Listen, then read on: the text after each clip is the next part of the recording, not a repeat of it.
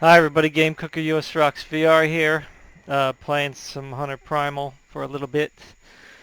You know, people were wondering when I was going to play this again, so, you know,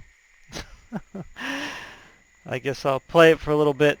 Um, yeah, so let me just check the stream, make sure my mic is working and all that good stuff.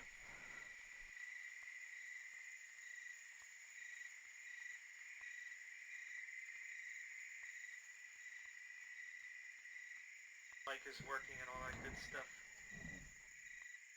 And it's working.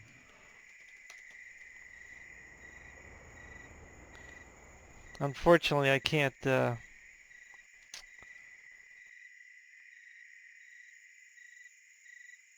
some reason they won't let me change settings.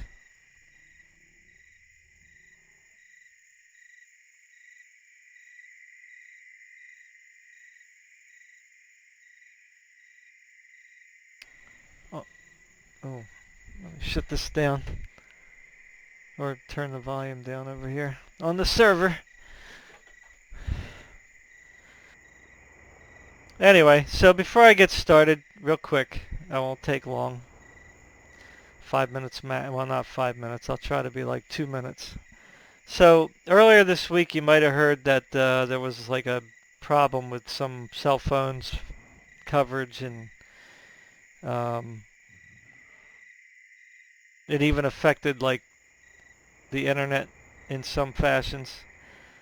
Um, so, you know, I don't like stick my face in the news every day. I mean, I do pay attention for the most part, but I don't like, you know, my eyes are not glued to the news media or anything like that.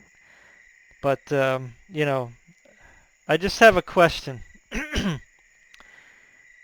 How long are we going to just sit back and let the powers that be, meaning the governments of the world, the corporations of the world, the radical left, and anyone else who is intertwined with all them, how long are we going to let them control our life? How long are we going to let them keep picking at our freedom? I mean, so I just found out today that an app has been installed on my phone without my permission or authorization. It's the COVID-19. Of course, the storm has to come.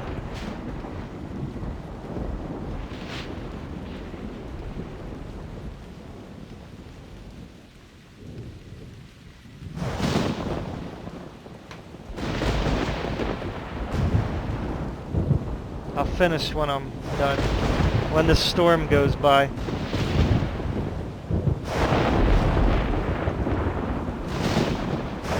When I logged on, there was a big thunderstorm. Here comes another one.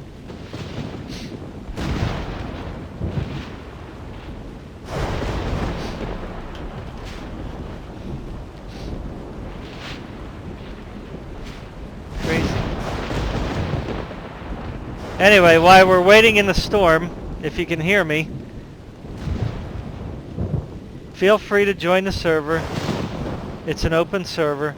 It's under Game Cooker Server Live. Let me just go ahead and collect some junk here while I'm waiting for the storm to pass, so I can speak again.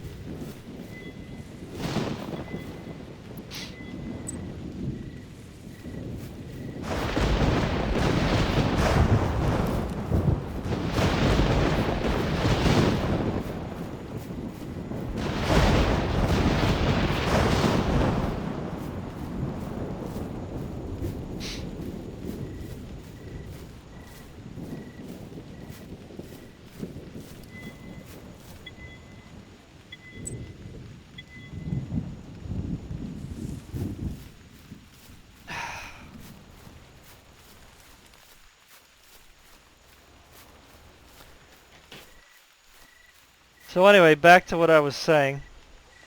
How long are we going to sit back and let our rights and freedoms just be stripped away from us little by little? I mean, I understand the argument from those people who like communism, even though I don't think most of those people know what they're even saying. Why you would want to vote your freedoms away is boggles my mind. And enter into a socialist system where you can't speak freely, you have to believe bad science, you have to be scared of climate change, which is kind of ridiculous. You, there's no God, and having no God means that the rules change constantly. So religion is very important. And the Ten Commandments have been tried and proven from the Bible. So that would be the standard that most of the world would want to live by. Because it gives, people freedom to live, but also live in peace. But anyway, back to the fact that why are we just allowing, in order for us to have our cell phones, we have to have a COVID-19 exposure app on our phone, an app that tracks you, an app that connects Bluetooth to another phone at will. Now, and if you don't believe me, here it is right here. I don't know if you can see it. COVID-19 exposure notifications. Now up top it shows my name, that's why I have it scrolled down a little. Now you might say, well, what is that? Well, it's a tracking app. It's so that, now I'm not going to conflate this. It says on here, turn on COVID-19 exposure notifications. So it has a toggle button right up top. I have Android, so you go to Android settings and then go to your Google settings and you'll see that all this COVID-19 notifications. And then it says, this app can notify you if you've been near someone who reported having COVID-19. The date, duration, and signal strength associated with an exposure will be shared with the app. Your phone uses Bluetooth to securely collect and share information IDs with other phones that are nearby. Random IDs are automatically deleted after 14 days. If you have COVID-19, you can choose to share your phone's random IDs with the app so it can notify others anonymously. Device location needs to be on to detect Bluetooth devices near you. However, COVID-19 exposure notifications don't use device location. Okay, now you might say, well, don't turn it on then. But is that the point? Here's where we are today, that we just willingly accept that in order for me to have a cell phone, I have to have all this junk on my phone.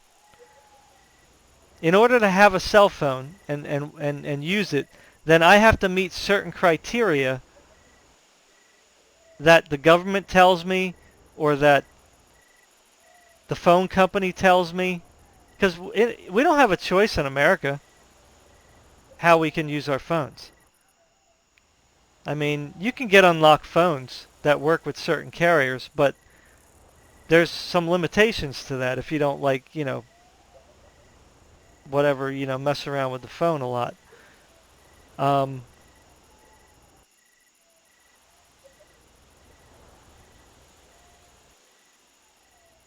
Isn't this the argument we had against Windows like 10, 15 years ago? That when we got Windows, we had all this crap on the operating system that we didn't ask for and that we didn't want. Now there was a huge outcry back then. You know what I mean? And then Microsoft kind of fixed the situation for a while. And then all of a sudden now we're back to it. If we get Windows, we got to have a bunch of crap and tracking junk on the Windows. Now when we have a phone, we got to have a bunch of crap and tracking stuff on here that we don't want. Now who's to say that the government can't just turn this on at will? It'll say you can't use your phone unless you turn on the COVID-19 tracker. But that's not even my concern. My concern is this is just one step forward in the wrong direction. We're going to get to a point where we're just going to have a tracker, period. We want to know where you are, what you're doing, how you're living your life.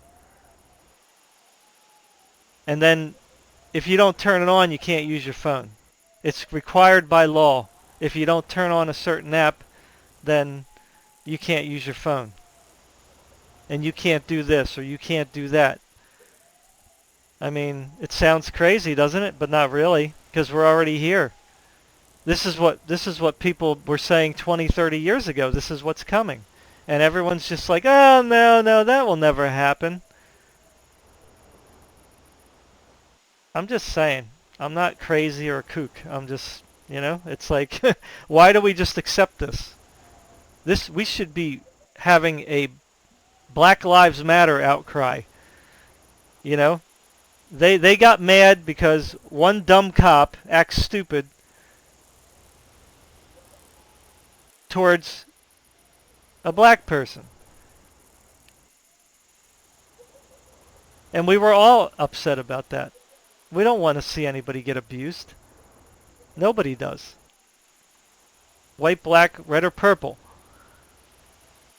But here, we got to carry this app around in our phone. And then what happens when the next outbreak happens? You have to turn this on. Otherwise, you can't use your phone. Or the next step that comes along when somebody else gets into power, we're going to track you. We don't want to know what you're doing. Because you're a dissenter. Or because you don't agree with the norms. What are you going to do? You just going to sit back and keep letting the freedoms get taken away? That's what we're all allowing. This is what's happening right under our noses, right in front of our face. It's not even like hidden. And yet we're just like, well, it's for the health of the nation, or it's for the betterment of humanity. Well, I don't know about you, but I would rather trust God in the Bible than trust in the wisdom of man. Because if you look at history, God allowed man to have their own way. And look at what happened. How many people died? How many wars were started? God didn't want the wars. God said, love your neighbor as yourself. And pray for your enemies. So God's not the problem here. The Word of God is not the problem here. It's people. And their innate, the innate evil that we all have in us. We don't want to do what's right. We want to do what's wrong. We don't want to be selfless. We want to be selfish. We don't want to look out for other people. We want to look out for ourselves. That's pretty much how our nature is, to one degree or another. Some people might have it more extreme, than others. You might say, well, I'm a good person. I love everybody, or I like everybody. Well, that's true.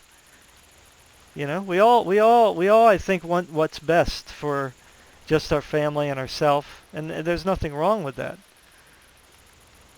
But we have freedom of conscience for a reason. A lot of people died to give us that freedom, and we can never, ever forget that. We can never let that history get erased so that other people can come in here and say, we're creating a new order of things. We're creating what we think is best for you. We know what is best for your interest. Are you just going to sit back and let that happen? I don't think you should. And I don't think you'll be happy if you do. But it's happening already. We're in it. It's here. And there may be no way to stop it now. I don't know. It may be too far.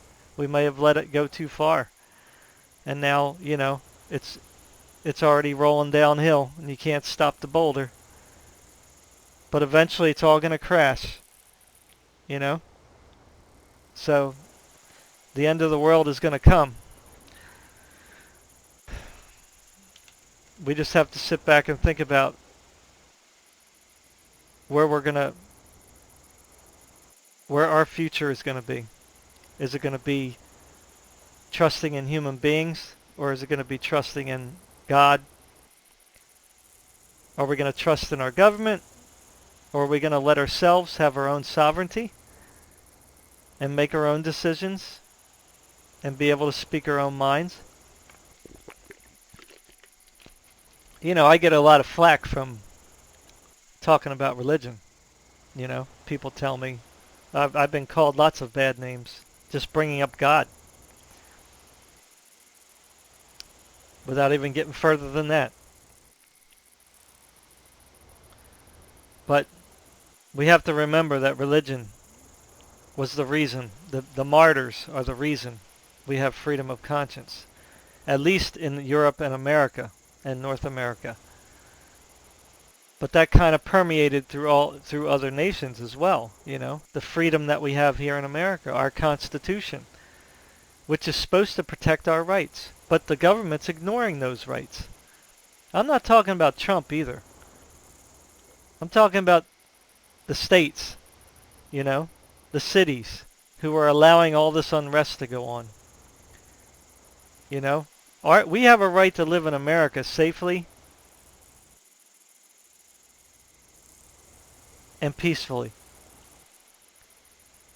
And people are just letting all this stuff go. They're letting it happen, putting up no fight whatsoever.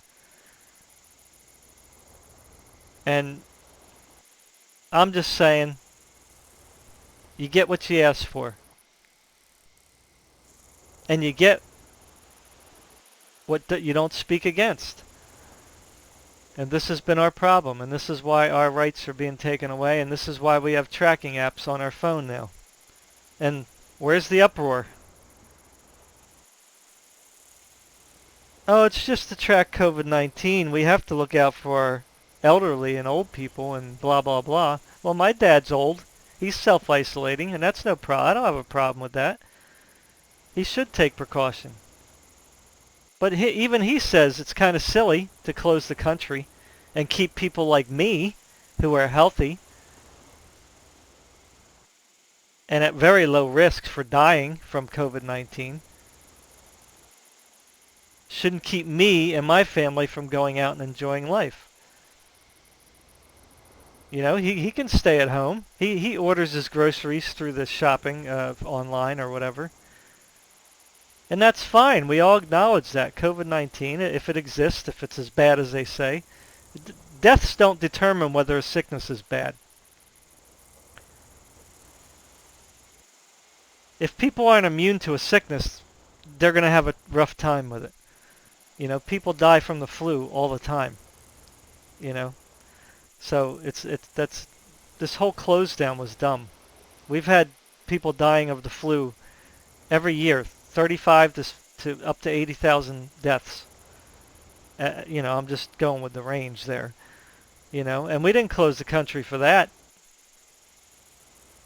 But here comes COVID-19, and all of a sudden it's like, oh my God, it's the end of the world. I mean, does nobody see like the blatant hypocrisy here? Anyway, that's all I got to say about that. Let's get to hunting.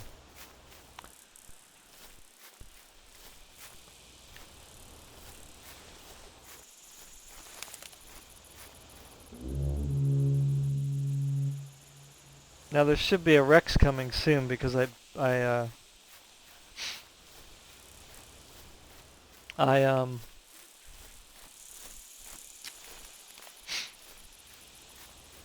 made some noise earlier, so hoping.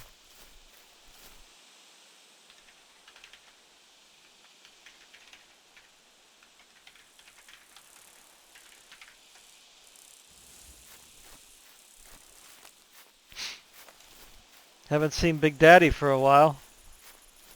What's up, man? I don't know if you're hearing me on YouTube, but I'll say hi to the Big Daddy. 1, 2, 3.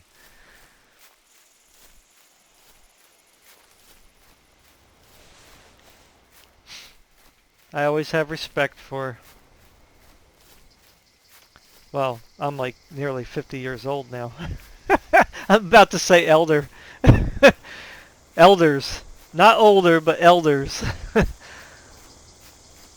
You know, I know who the Big Daddy is, so have respect for our parents, man.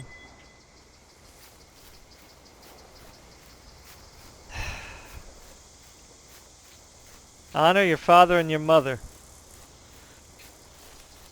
so that your days may be long upon the land which the Lord your God gives you. You know, every commandment there's a promise or a blessing.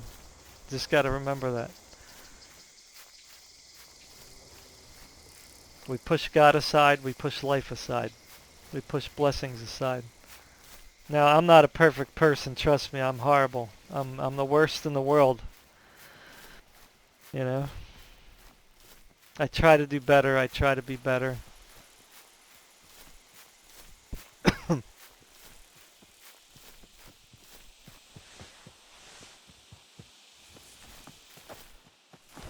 I hear some footsteps.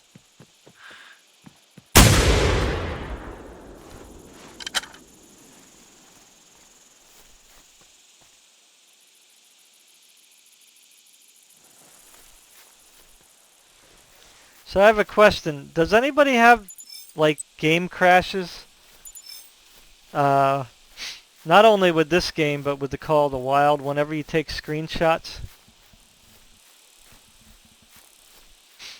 I'm wondering if it's an overlay problem, too, because there's another game or two that when I take screenshots, or at least this is my assumption, like, if I'm taking screenshots, like, eventually, when I'm taking a screenshot, the game will crash in a couple of my other games. I don't remember which ones now.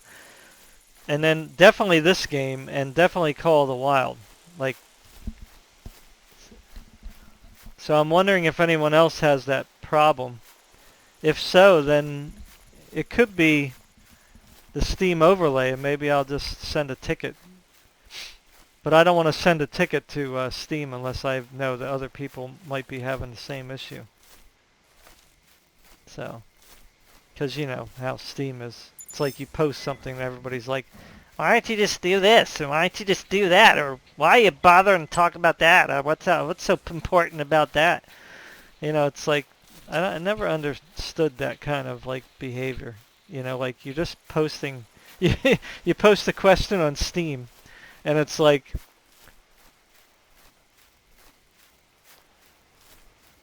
you get like these hostile responses, and I'm like, sometimes I will reply and say, why do you even bother replying to my question if you're not willing to answer it?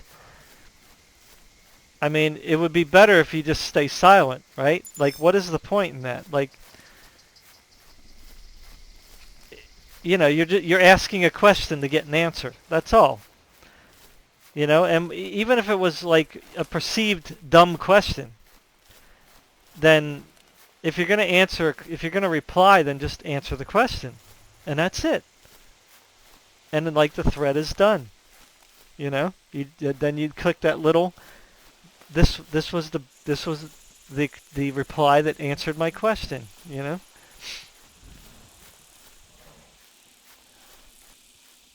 It's just really weird. Like the hostility of people today is just crazy.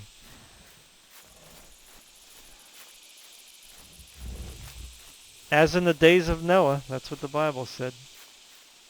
In the days of Noah, people were always thinking violently. You know? Ooh, I got somebody wants to keep me company.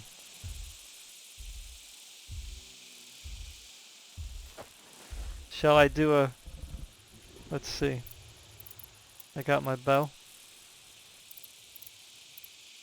This isn't the best rock to be standing on, I can tell you that much.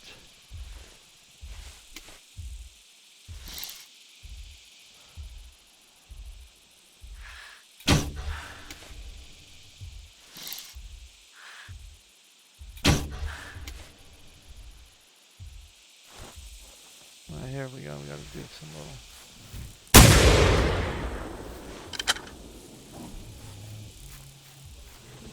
Yeah, that should get his attention. Again, this is not the best rock to be standing on. And I have nowhere to run.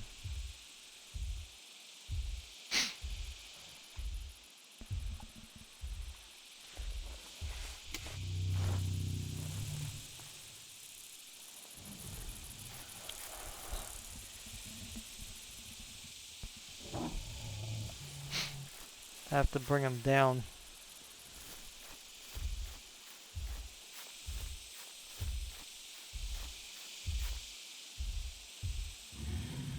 Hello.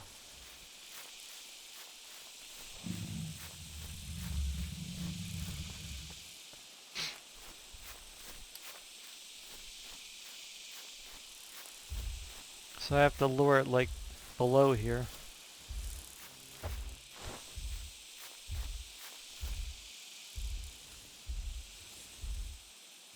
Come on.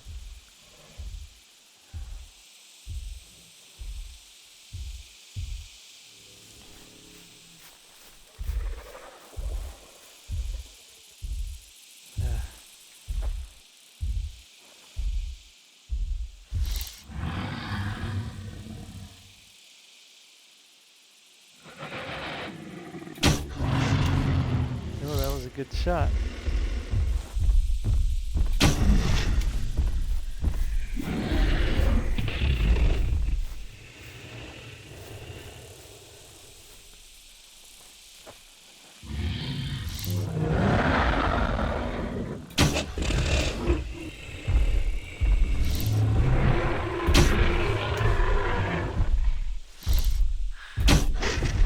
Nice.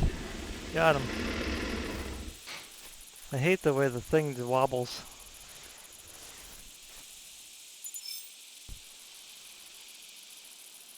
Two heart. Nice.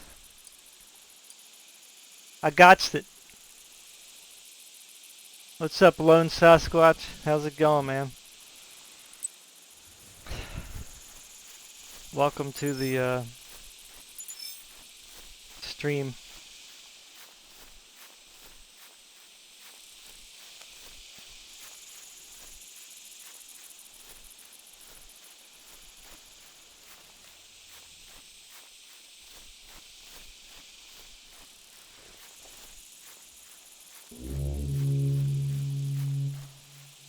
Come on back, Trikey. Nice. Oh wait, where is he over here? Oh, I don't want to get in Big Daddy's way here. Oh yeah, he's over there. Okay, so I'll just try to stay over here, I guess.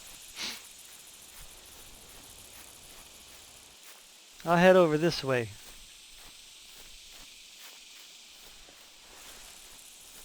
Maybe I'll pick off some trike.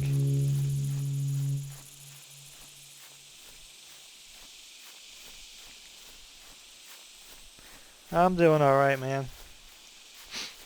I took some medicine earlier. My head was feeling a little weird, but I guess I'm feeling a little better now. Ooh, there you go, another one. Shall we try the 50 caliber? Let me see here. 50 caliber, 50 caliber. Where is it?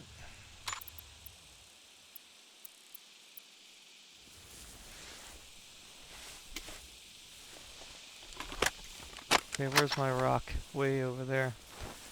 That's a little far.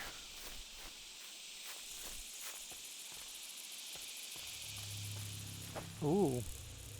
Oh, we got two. There's one there.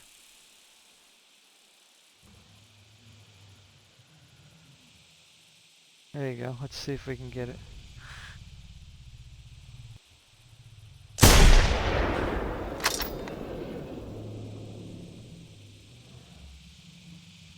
He doesn't know where I am right now.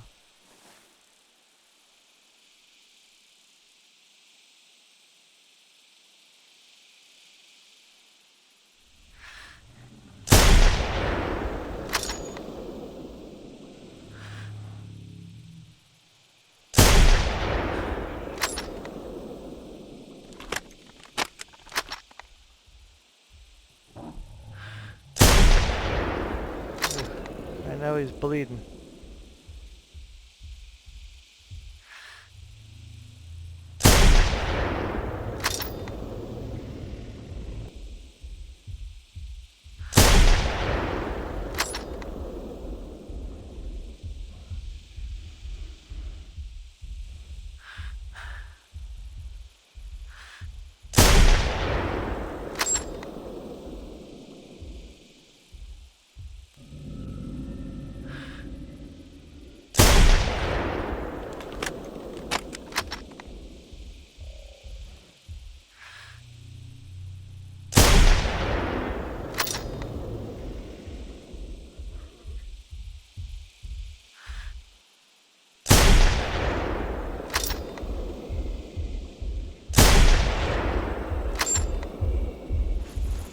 Time to go.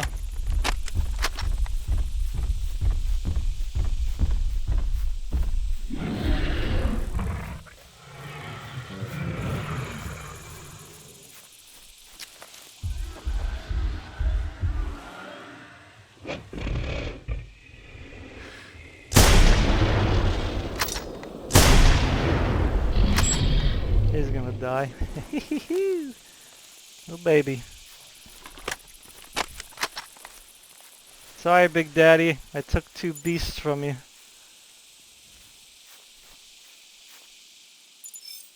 Scrambled eggs. Oh yeah.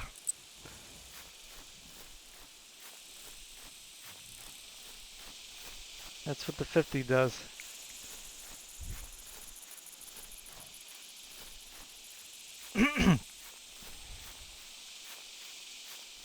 I don't like using the 50 caliber though, because it's just, I don't know. Not as exciting to me.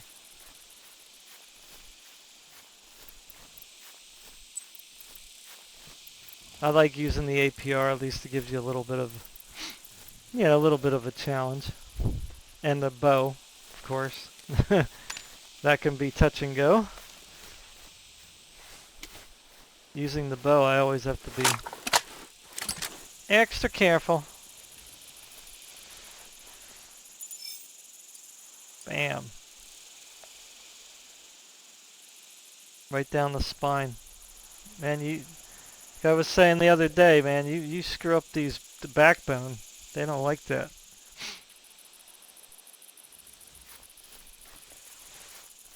They don't like that very much at all.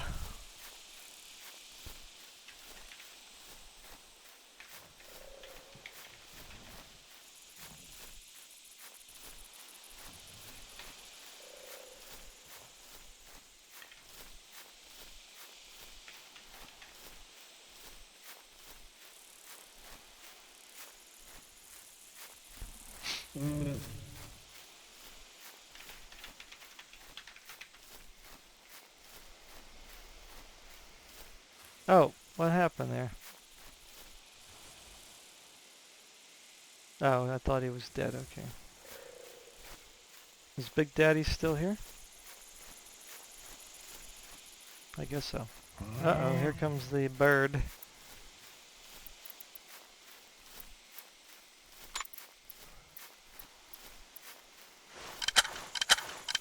I could try using the bow on the bird.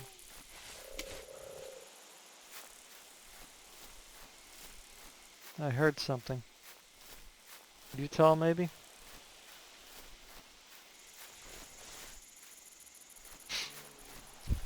Now this game, I don't like bloom. Like I'm not a bloom fan, like the graphics setting bloom. But this game actually would look pretty good being kind of bloomy.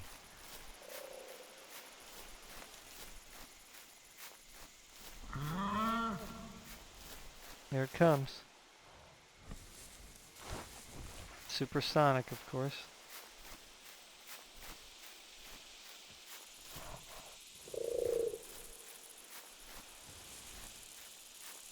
He's gonna swoop on me.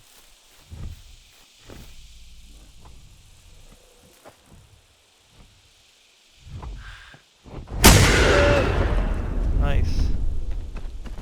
Really? Do you really want to do this? There's another Rex down there too.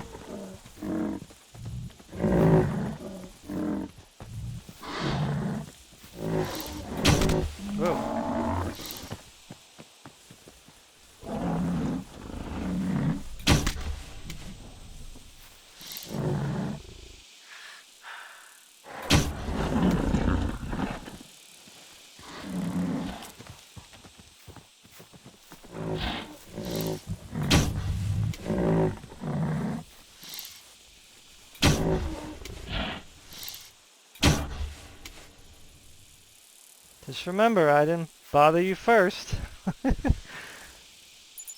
I would have just left you alone. There's another Rex here, though. Where is it?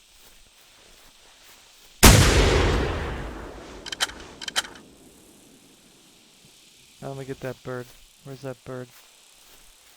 I see blood. Oh, that's probably the trike blood. Here comes another bird. There you go. Just thought I saw you flopping somewhere.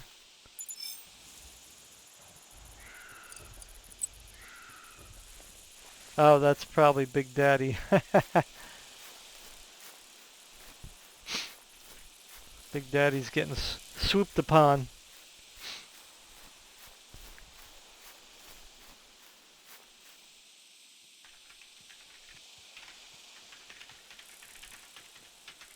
There's Utah in that swamp, Big Daddy. Be careful. Unless he's already killed him.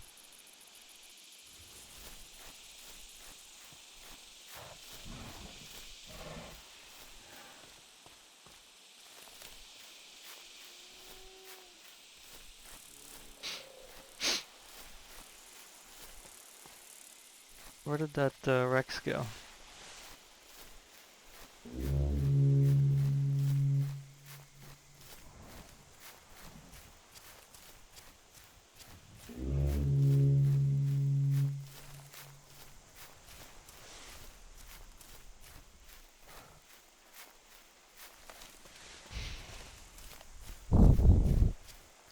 Where did you go, Rex?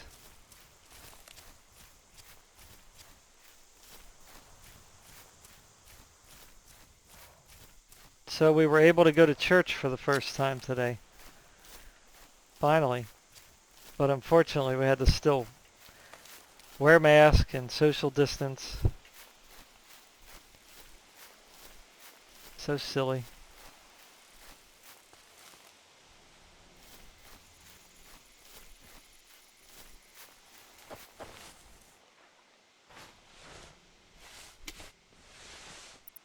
Let me get out to 50 again.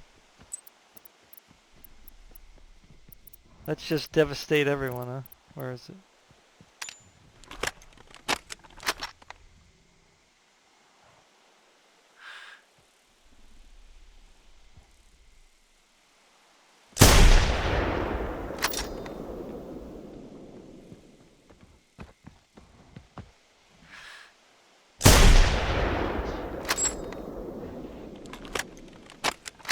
Whoa, that was weird. Look at that.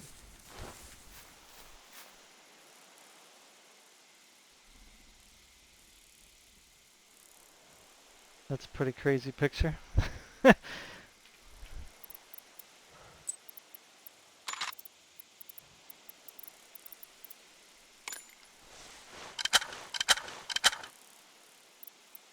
Bit of a glitch.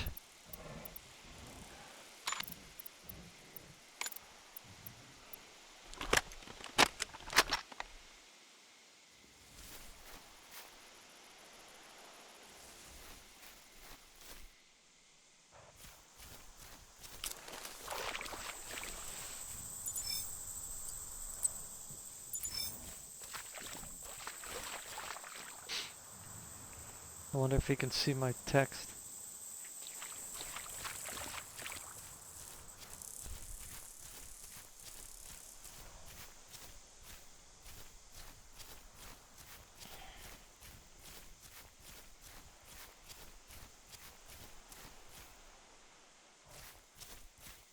Ooh, should I eat it? Let's see. Oh.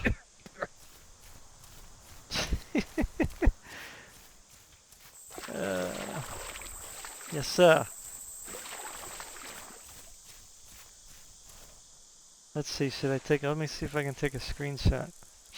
I never understood these F2 screenshots because they come out like low quality. How do I do it again? I forgot.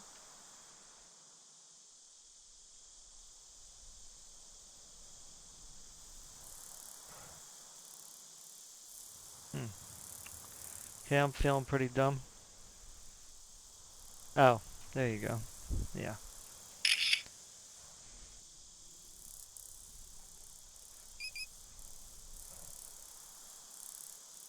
I think I have to zoom out more, right? Or something? No, I guess not. I don't know. That's the other problem. The angle is not right.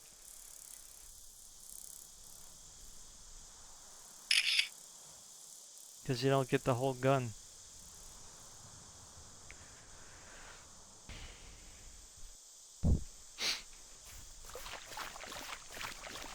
I probably just scared away all the wrecks.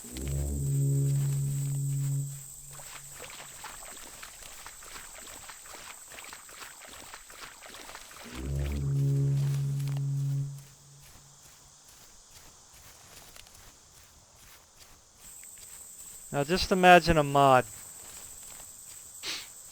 Like if you had a survival mode. It dropped you in the middle of the swamp here. And then all the dinosaurs from all directions just start converging on your position. And you just have to pick them off before they get to you.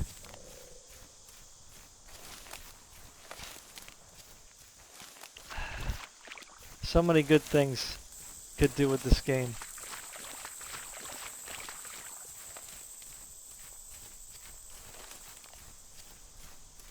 It's really a shame that they're just letting it just gather dust. I mean, it would be wonderful if they were like behind the scenes, like making an updated version of it. That would be awesome.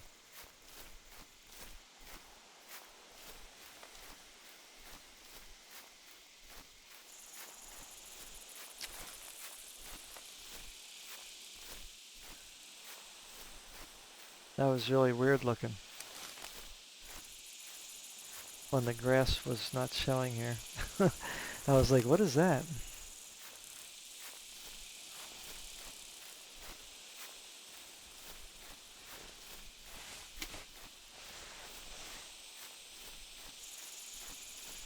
I didn't know if Big Daddy wanted to hook up or not. I mean, I don't mind.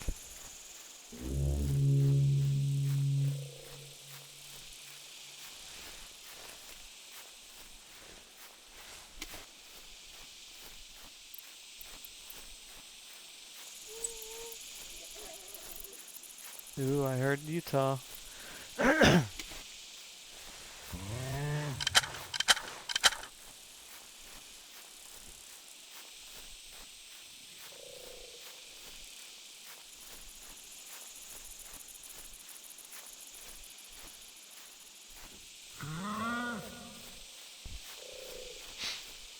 Here he comes. He's making his move.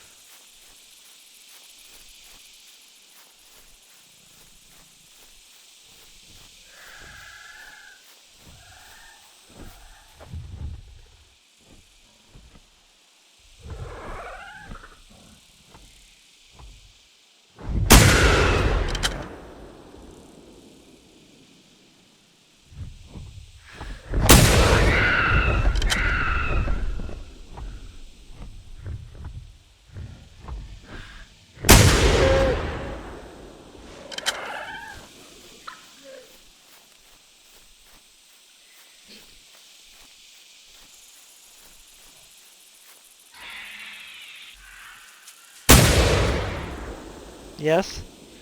Did you need something? Who's next?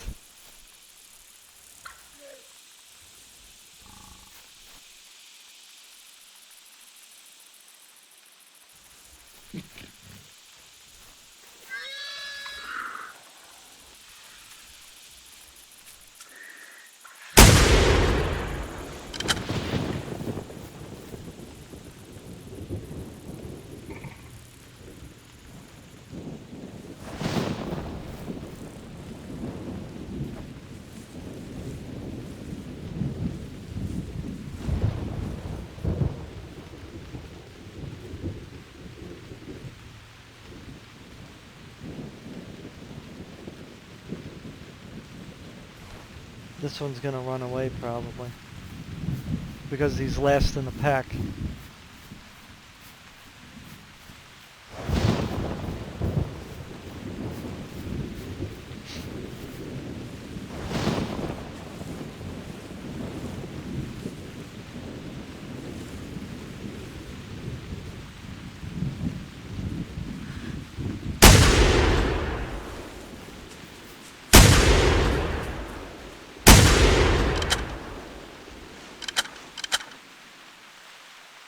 Is there another one?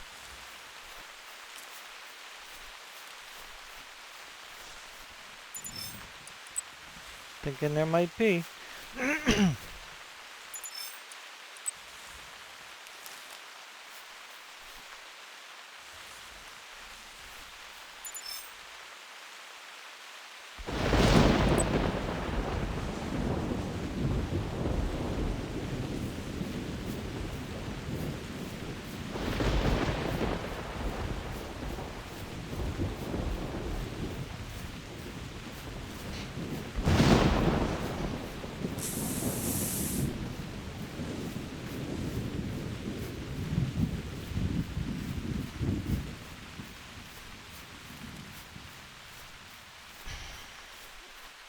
See, the thing that we have to understand, like, ever since really social media, but kind of a little before that, the media was kind of silencing certain voices, and then social media just kind of picked up on it. You know, to me, we should be able to freely talk about anything.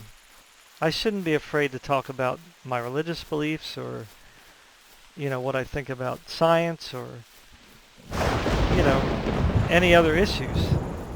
But, you know, everywhere you are, social media, YouTube, you know, gaming, you know, they say you can't say this word, you can't say these things, you can't address these issues, you know. I mean, it's one thing to say don't use racial slurs. Okay, I'm okay with that. I don't use racial slurs, and I don't think anybody should. But to say that you can't talk about religion or something like that, like what? What, because somebody doesn't agree with it or is offended? Well, okay. What does that got to do with anything? We have a bunch of protests going on all over the place talking about things, and I'm not talking about Black Lives Matter either. I'm talking about other issues. You know, climate change. Like, I'm not scared of climate change, but if I say that, people tell me I should shut up, or they'll cancel me, or block me, or say I can't be on this platform if I'm a climate change, you know, if I'm not in agreement with them. I mean, that should not be.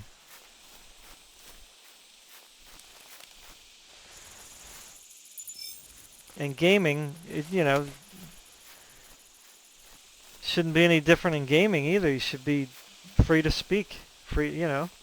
Back in the day when we did PvP gaming, when I was doing it, you had people trash talking all day long. I mean, it got annoying sometimes, but it wasn't like, you know, I didn't go home and cry, you know, because people might have said things to me that were inappropriate or, you know, were directed at me.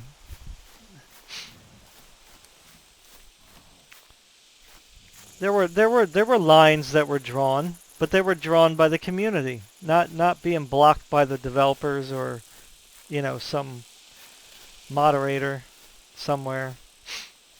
You know, people just didn't play with you, you know, if they didn't like you.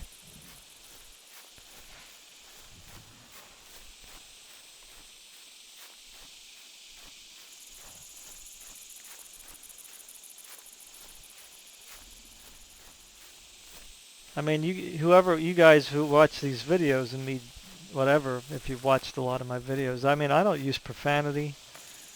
I don't like call people names and stuff like that.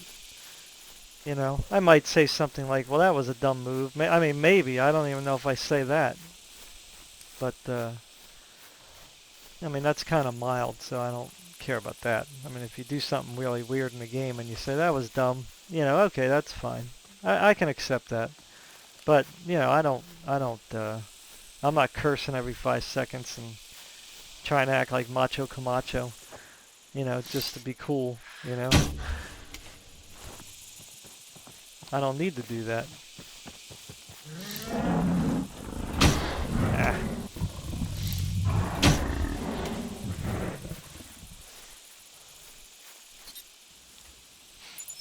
I mean, all this, I'm just bringing this up, not to like, you know, again, I'm not trying to get political, but this affects us all, right? Censorship.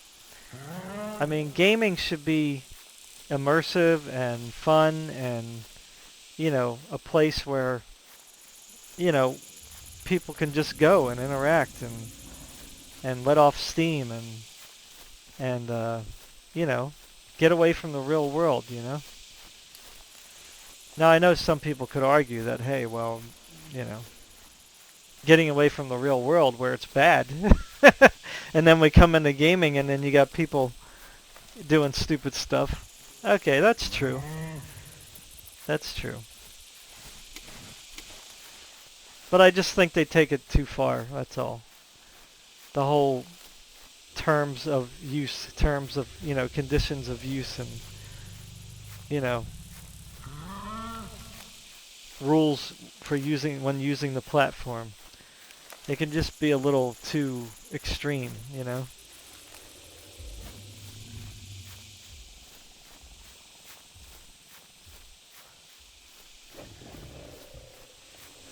Ooh, I think we got 2 again.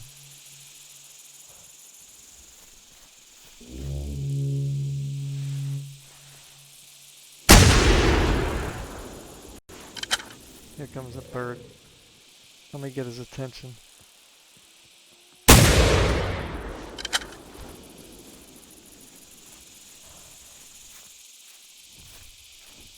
Here it comes. Hello. Okay, here comes the Rex. I gotta keep my eyes open for him. I did get him, but that was quick. Oh, hey! Slow down. I can't even, like, react. Oh, are you kidding me? Really?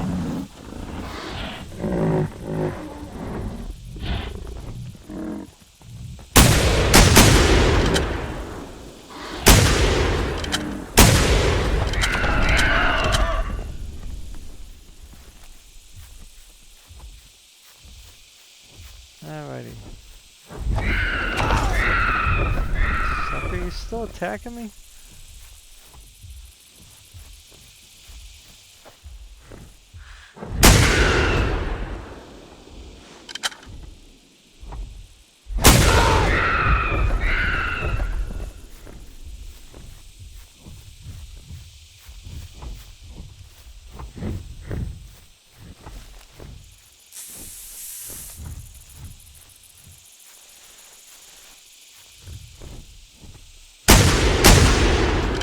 I got him twice, so he should fly away now.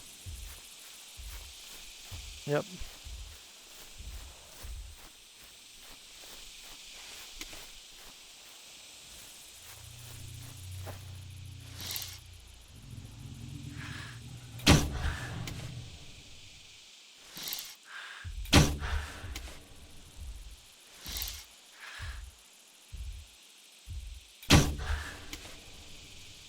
Got him. Yep. I don't even know where the arrow's going.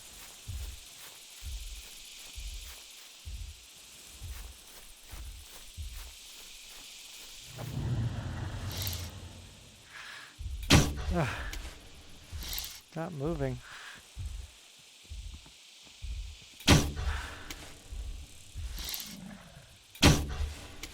There you go, got her.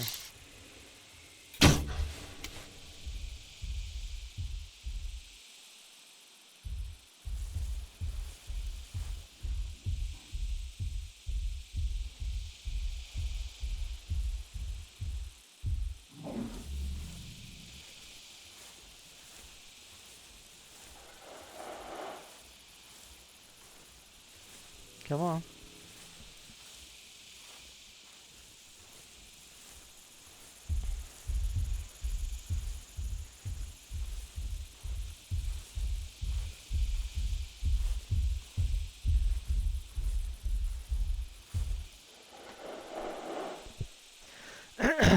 Where is it?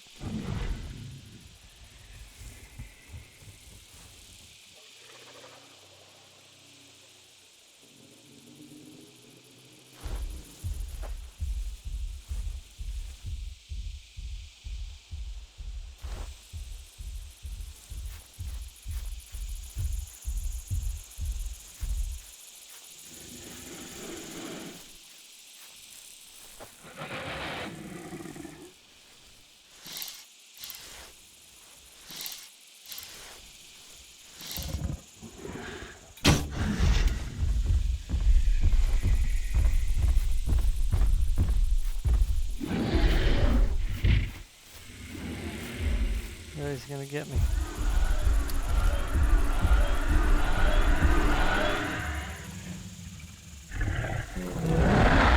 Wow. Whew. Thought he was gonna get me.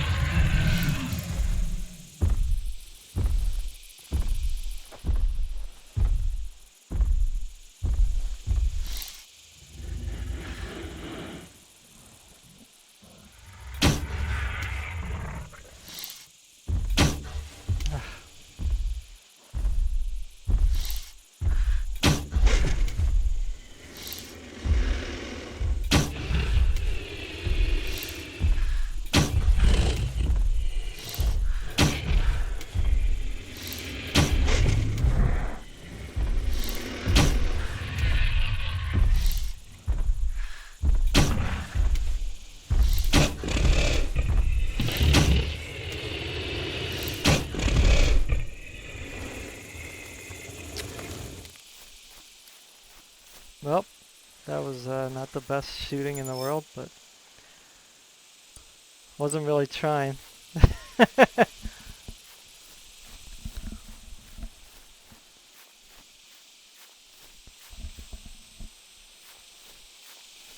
So 4 wrecks. It's been 1 hour, huh?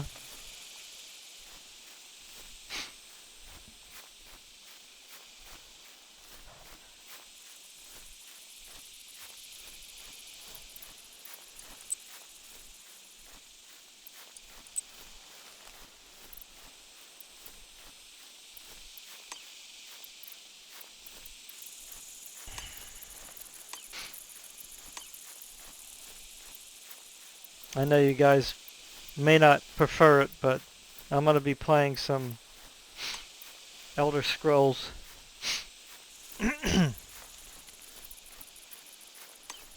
Skyrim after this. I know it's very long. I play for hours and hours. I'm surprised YouTube is letting me post the videos. They're usually when they're that long, they used to only show like, ooh, what's this? Ooh, OJ. Hey there, buddy.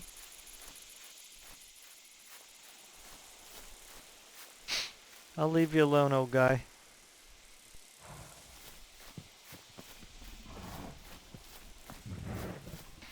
That's of course if you leave me alone. You don't bother me, I won't bother you.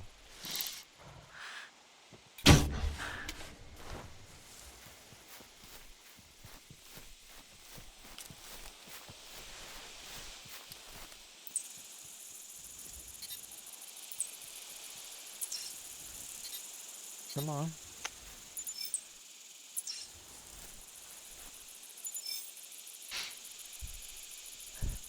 Lung heart. Blink. Plink, plink.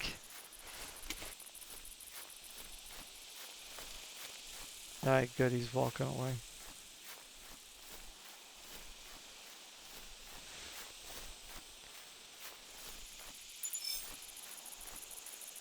We will encounter each other another day.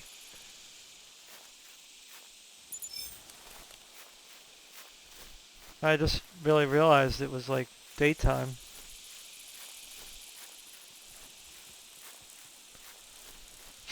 I like this game in the daytime. Nighttime can be a little dreary looking.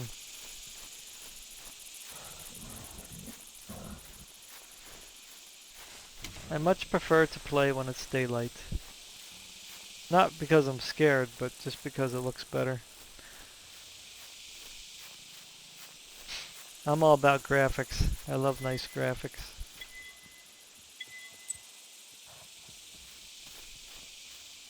So if my game happens to crash, then I'll probably just end the stream.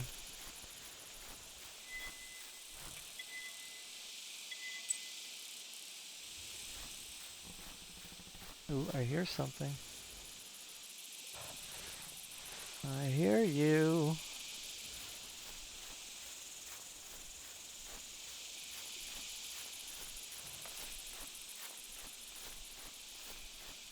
Who's gonna see who first?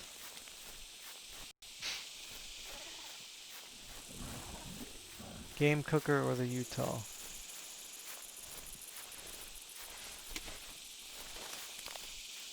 Yeah, let me put in a different gun here.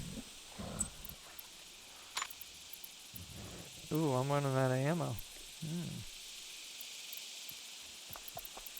That's not good. Maybe I'll use this. Wait, now I got 2 shotguns.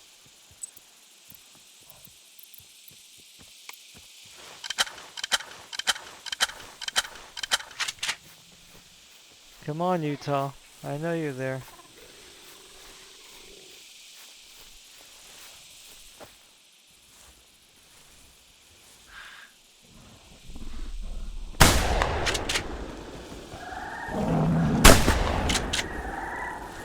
Whoa, that is a lot. Why? That sounds like a lot of Utah. Sounds like 2 groups. This might be my last stand. Better start picking them off as I see them. I think it's 2 groups. Otherwise they all just decided to sound off together.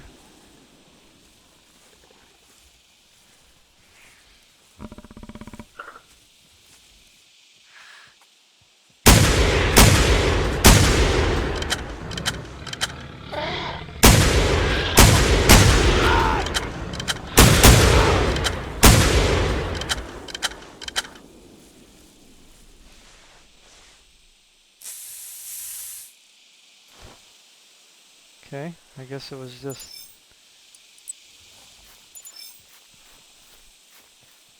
I guess they just all sounded off together. Sure did sound like a lot more than 3.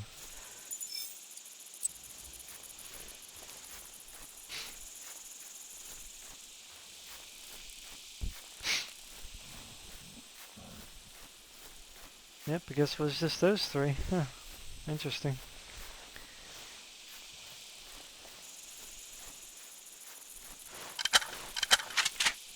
I like using this gun with the slugs.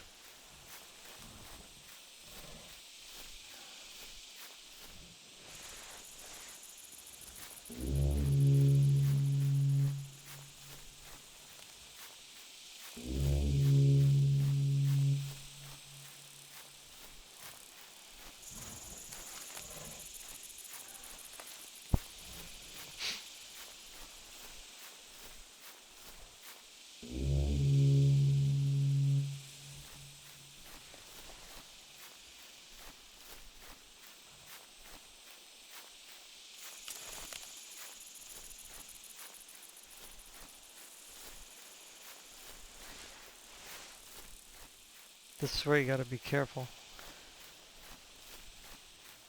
Coming up on these woods over here because there could be Utah on the other side that you haven't heard yet, and they just come running up on you.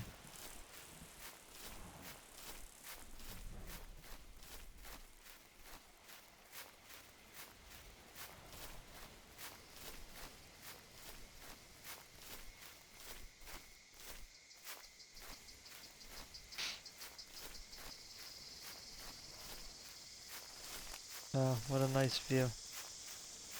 This is what I was telling you. Daytime. Get some nice views.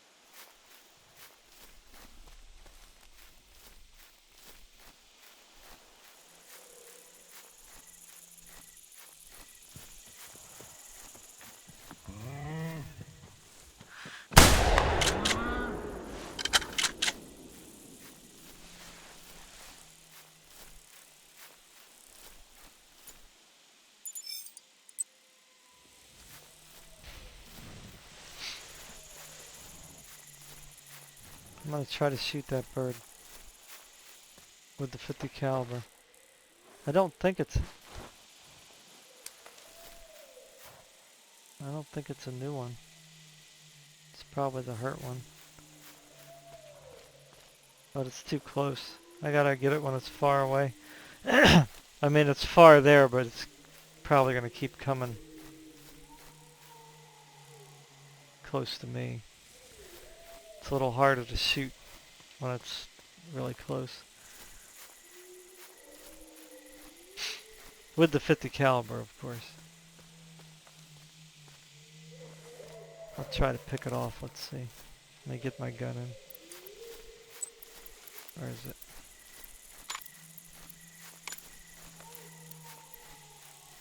I just like doing this for fun. Sometimes. Yeah, it's like way in front of me. Way close to me now.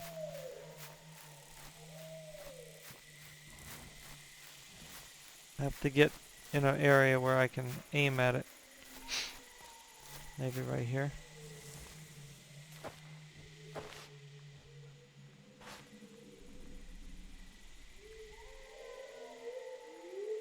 See, I like being on the ground and doing it. 'Cause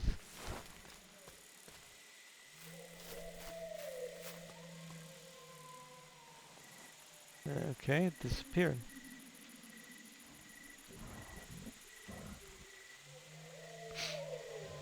It's lost in the crowd here.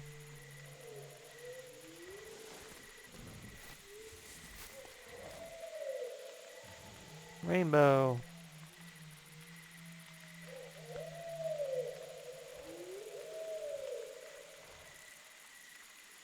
Oh, so much for that.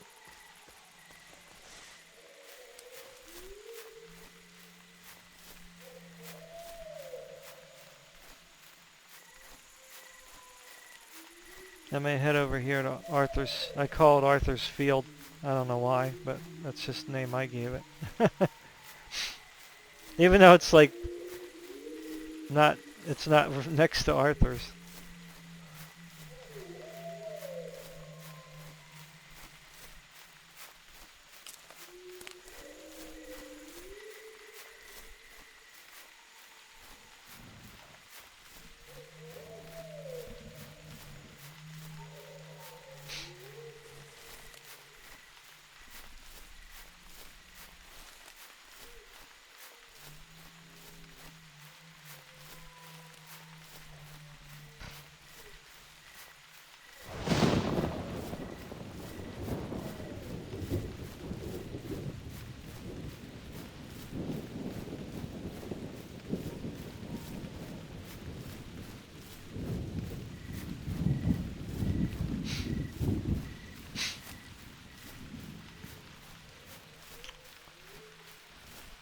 So people tearing down statues.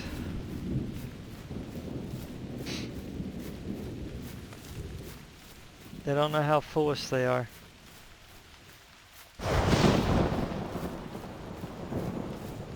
A lot of people forget the fact that we were a colony that was controlled by England. And because of the tyranny of England, with control and high taxation and controlling the shipping,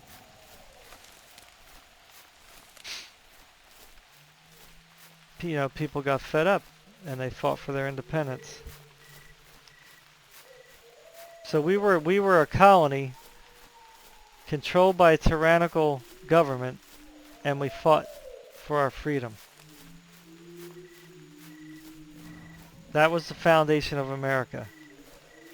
You know, all the other issues of the time are not relevant to that particular context. You know, yes, there was slavery, there was whatever, you know, hostility with the Indians. But it's not like the Indians were not hostile to us, you know. So, but that's besides the point. By the time the revolution came, there was already generations of people here, you know, who were born here. So, you know, they were just basically born here and they were North Americans, you know. So this was their home. So the whole Indian issue, again, is not relevant to the context of the argument. You know, there's always been bad things in the world, you know. It didn't just start happening when America became a nation. I mean, it's stupid to even think that. But tearing down statues that represent the sacrifice of the lives of many thousands of soldiers fighting for independence from a tyrannical government. What does that tell you about the people tearing down the statues? Are they for freedom?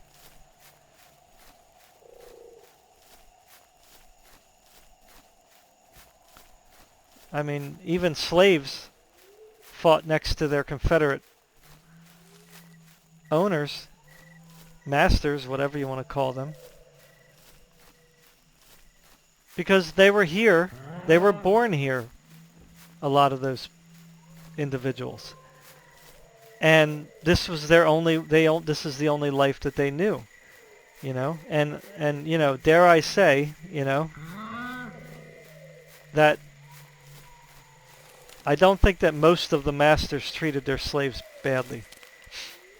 I'm sure there was some really horrible situations. I mean, no doubt.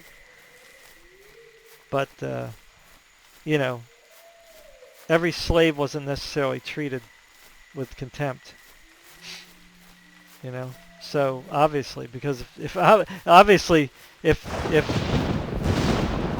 there'd be no reason for the slave to fight with the master, unless of course he was promising him freedom.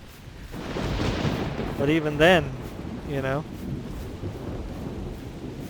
that's when you would cause an uprising, you know. When things are at their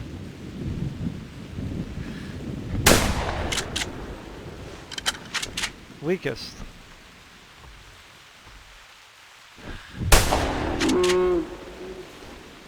You know, Hollywood depicts everything as being much worse than it was. You know, not diminishing the fact that there was bad things that happened in history, obviously.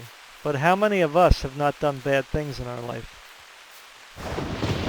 You know, it's quite extraordinary how everyone,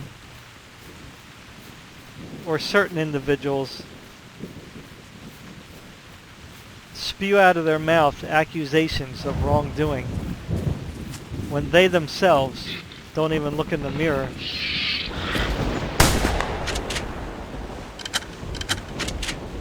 to see their own behavior.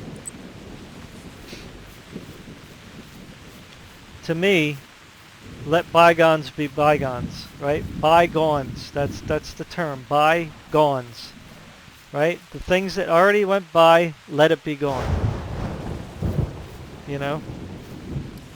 And that doesn't mean destroying statues. I mean, you want to remember history. If we forget the wrongs that were done, then how would the next generation be able to gauge what was wrong? You know, you end up redefining what right and wrong is in history. You know, what good things happen versus what were considered bad things. You know, that's what happens when you erase history. When you forget history is when you repeat history.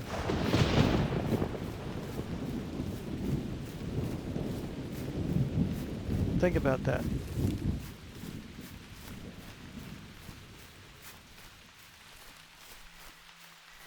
And if you agree with me and all I've been saying, share the video. Let other people hear a different perspective.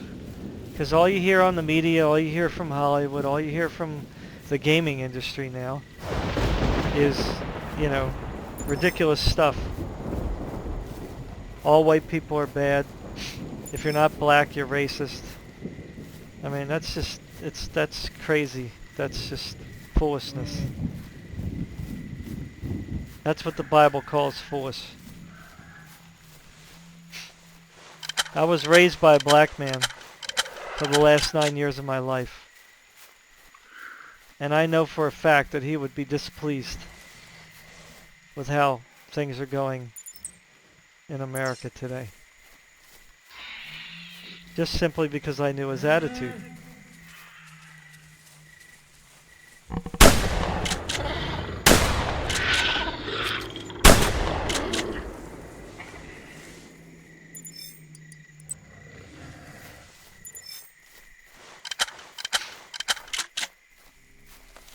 He was also a military veteran.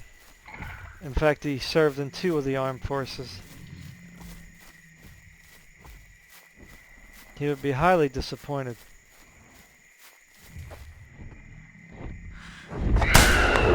To think that his sacrifice for our freedom was for naught. And he was an older guy. I'm almost 50, so he passed away in the 2000s. So he was around. He lived in the South during Jim Crow. You know, the Democrat Jim Crow. Let's make that clear.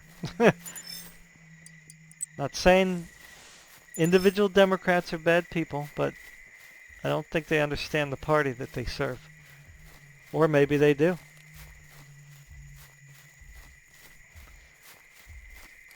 So he would know. And I don't think that he would be really happy, because he was definitely not for communism. Definitely not for socialism. As a black man. For sure not. He loved his freedom. He loved the fact that he could make money however he wanted.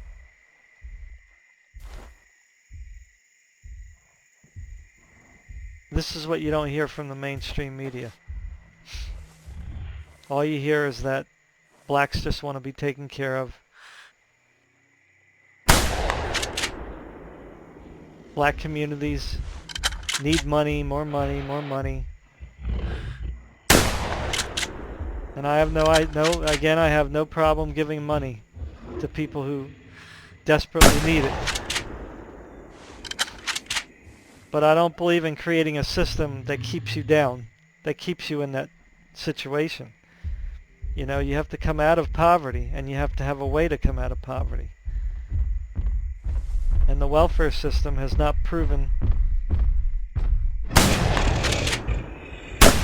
has been proven detrimental to all the communities that it serves.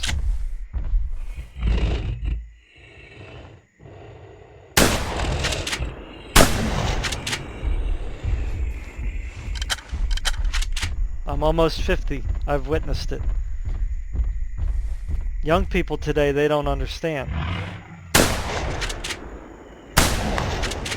because they didn't see it. They don't see the big picture. They only see like today.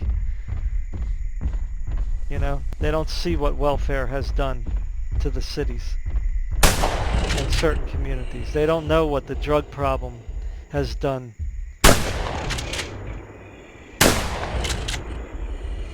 to individuals.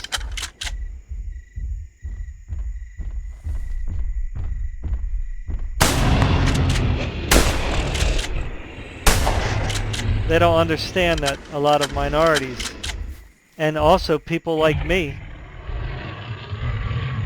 who got caught up in the drug war and were, you know, basically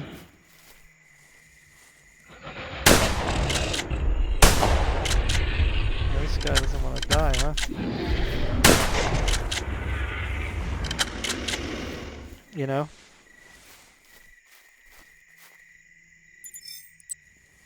I'm not a felon or anything. Never been to jail, but I have something on my record, you know, that still follows me around today. I can't get jobs because of it. You know? Because they took a wrong approach to drugs. You know? The solution was put people in jail. That was the first reaction. Instead of, you know, giving people the chance to, well, not even giving people the chance, forcing people. They should force people to get off drugs, you know? It's not good for you. There's nothing good about it. I mean, I used to smoke pot. You know, I would say that I enjoyed it quite a lot. But was it good for me? No.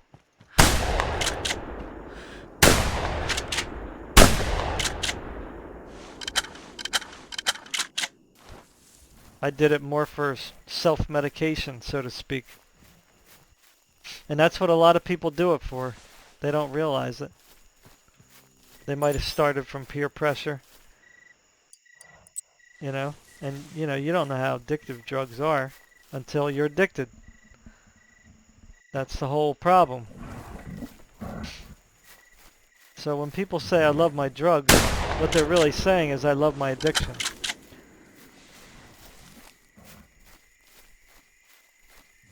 Because I tell people, fine, if you're not addicted, then get off of it for a year.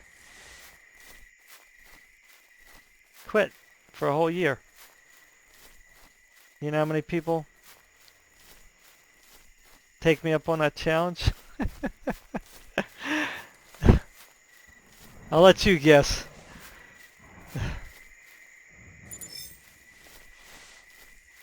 Anything that controls you,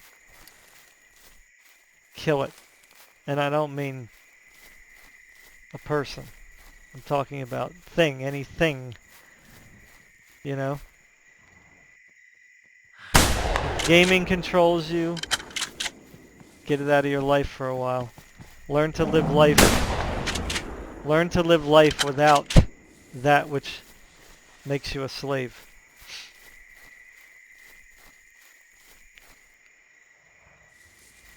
You know, somebody was telling me that,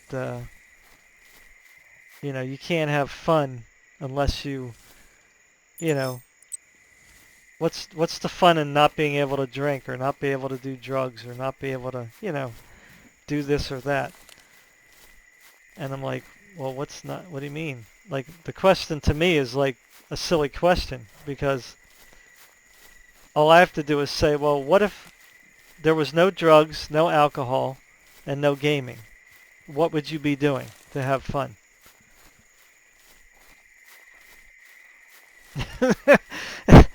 You know? What would you be doing? Just sitting staring at the wall? You know? Watching TV 24 hours a day? I guarantee you, you'd be out there playing hopscotch, you'd be out there riding your bike, you'd be out there hiking in the woods, you'd be mountain climbing, you'd be going out swimming, boating,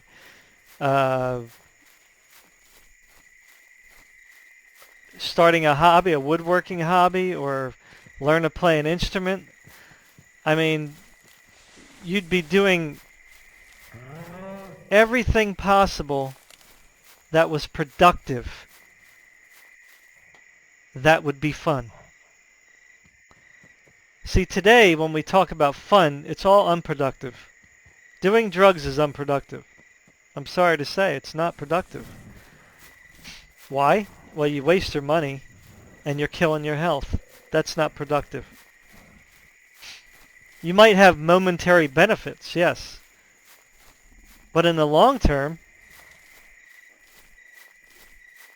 there's a lot of waste. You know? And I'm not judging anybody. If you do drugs, well, that's your prerogative. I'm just saying. I'm not judging anybody, you know. Again, I believe in freedom. You know, if you want to do that stuff and face the consequences later, then that's your choice. You know, but sometimes we have to sit back and think critically about why are we doing what we're doing? You know, are we doing it really because we have control? Are we doing it something really that's productive? Because remember, our life, our time, is like time is the most precious thing that we have. You know, time alive. And why? Because it's limited. Our time is limited. Very limited. I'm almost 50. And man, I can tell you life is just zipped by. I mean, when I was young it didn't seem like that. But now that I'm 50, I'm going, my God, man. I'm on the downward slope. And things that I did when I was 20 seem like yesterday. You know? Seem like yesterday. And things that you did wrong or that you wished you didn't do, or the time that you squandered, you can't get that back. It's gone. There is no time machine. And there will never be a time machine. You can't travel back in time. You know, scientists can talk nonsense if they want. They can speculate all day long. There is no time machine. There never will be a time machine. It's fiction.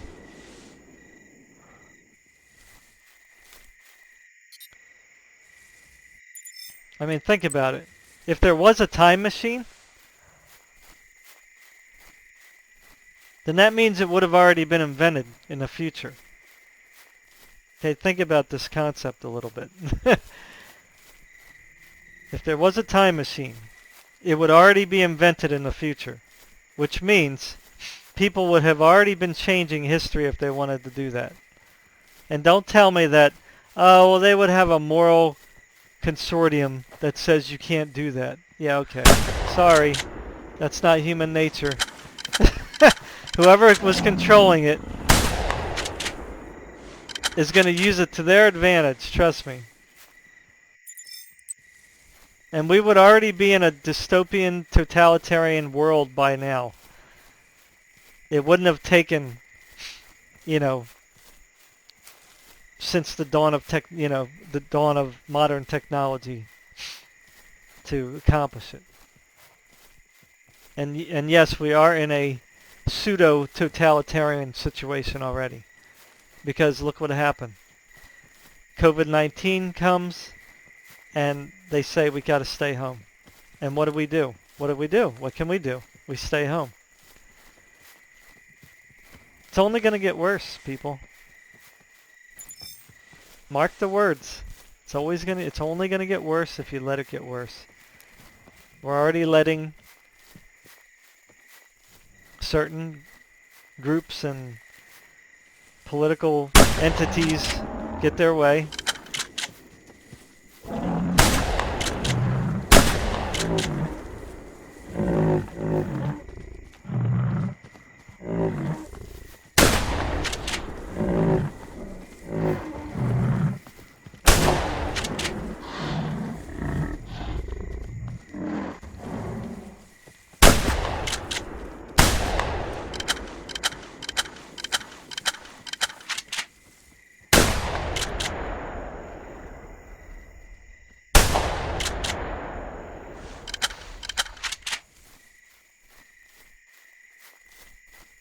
But anyway, life is precious. Don't let me get on the other thing again now. It all comes back to that, though. So if there was a time machine, it would have already been invented in the future, and we would have already had the uh, would have already had the technology. In fact, we would have already been like a super modern space-faring system already. Because why wouldn't the people in the future want to go back and change the course, right? So that by the time history got to them, they would even be more advanced. So it would be kind of like a never-ending loop. The people in the future would want to go to the back, give the technology, and then they would be more advanced, and then they would go back and give the technology. So it's just very nonsensical to believe that we would ever create a time machine. Because time only goes forward. It doesn't go backwards.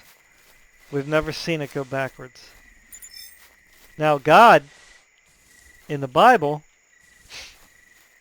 I don't think it's really considered turning back time, but God stopped time and reversed the day in two different instances. And I believe it was both times that Israel was at war, or Judah, and they needed more time to finish the battle. So one time God actually reversed the sun in the sky, which means he rotated the earth backwards, or in the opposite direction for a little bit, for a certain number of degrees. And the other time he stopped the earth for a little while. So scientists are wrong when they say there would be major upheaval and calamity if the earth stopped all of a sudden. Now maybe things would change if that happened for a long period of time, obviously, because the rotation of the earth drives our weather, right? But simply stopping the earth for, say, 12 hours is not going to drastically change things. Because inside, even inside, the magma will still continue to flow. It won't stop, like, instantly. It has inertia, so it'll keep going, whatever liquid's in there, if there's a lot or not, we don't know. And then turning the earth, stopping the earth and then reversing it, again, that wouldn't cause like major upheaval. Because again, if you put liquid in a ball, which I'm sure we've done, when you rotate the ball, the liquid stays where it's at. You know what I mean? It just moves. Now that would cause some friction, but you're talking about, how many miles is our crust thick? Like several miles thick. So the heat that's generated from God turning the earth back is just still going to be trapped inside the earth. So it's not going to like all of a sudden like superheat up and then blow a hole out of the crust. I mean, scientists minimize things so much it irks me. How they simplify things so much so that they can tell you how stupid you are because you don't understand things. Really, that thing's still going?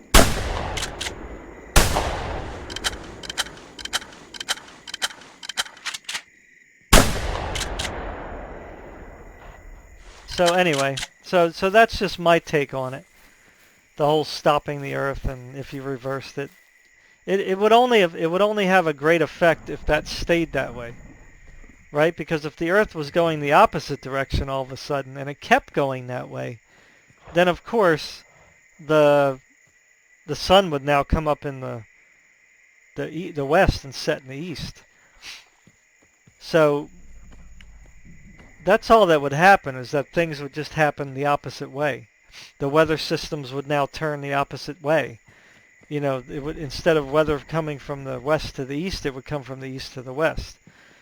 So, scientists always try to make everything like apocalyptic from their standpoint.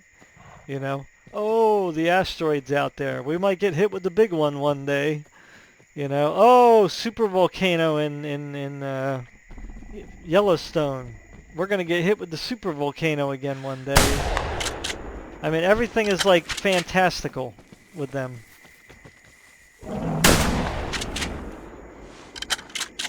You know, dinosaurs, they gotta be like, ah, you know, always ripping each other apart. You know what I'm saying? And there's gotta be blood and gore, otherwise, you know, the dinosaurs wouldn't be interesting if they were all vegetative eaters, you know? And I think I brought that up in another video, like the T-Rex. I highly doubt the T-Rex was a predator, like a lion as a predator. You know, they make it seem like they were very agile. You know, they can run real fast. Now, of course, they have a stride because of their size, but I highly doubt they're going to outrun a trike who has 4 legs, you know? And with their size and heart size, remember, you got to take into consideration anatomy, right? Their heart was not as big proportionally as our heart is, you know, big for us, you know? I mean, we already know there's certain creatures that have what? Is there an animal that has 2 hearts? I don't remember. You guys got to let me know. You know, but they have those. Some animals have oversized hearts for a particular reason, right? So you have to take anatomy into consideration. The T-Rex would not be able to run very far. It would be like a lion, right? Lions don't eat a lot, you know, so they don't have a good stamina. Now, against a human, obviously they do. You know, we're not going to be able to run fast to begin with, but, you know, they can run pretty long, but they get tired. You know, they give up after a while. You know, and they can barely chase those little animals. They have to really do some pretty good work to get those little elk things or whatever they're called. I forget the name of them, but you guys know what I'm talking about. So a T-Rex most likely was a scavenger, not a hunter. He probably just roamed around looking for dead animals to eat. You know,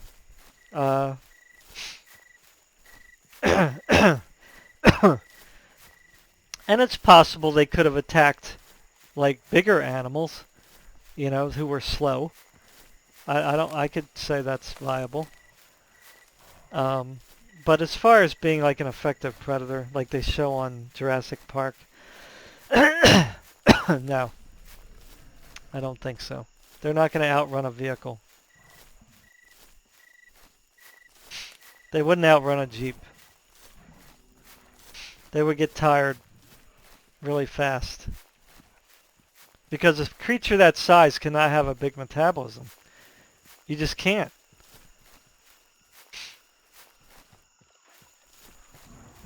Because if you had a fast metabolism, that means you would have to eat constantly.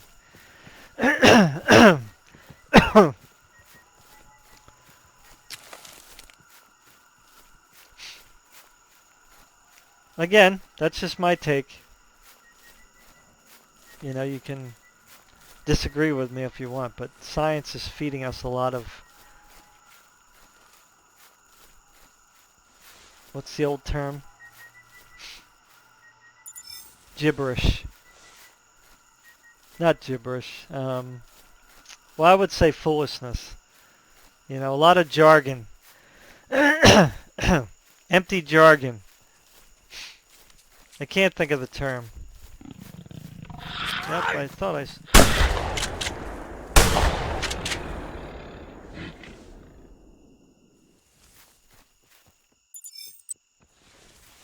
Talking too much, I can't hear.